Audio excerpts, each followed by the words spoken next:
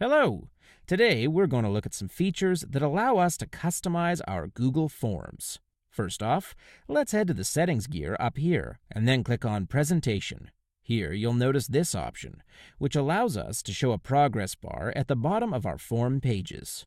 This is really great if you have a long Google form or quiz and you want to let people know how far along they are and how much further they have to go.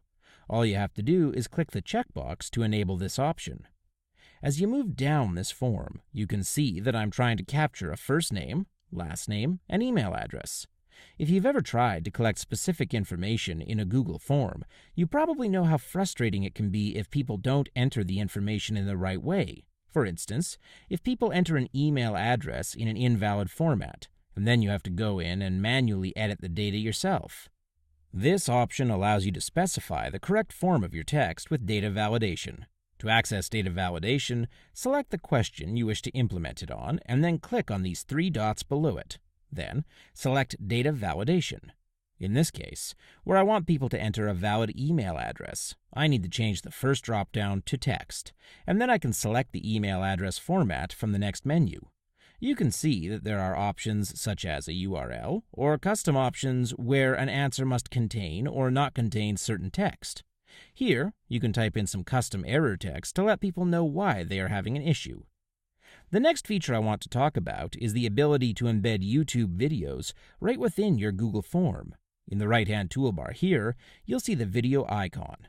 Click on it, and then you could search YouTube right from this interface for the video you want to insert. Or you can simply insert a URL directly using this option here. I'm going to choose a video, and then hit Select to insert it.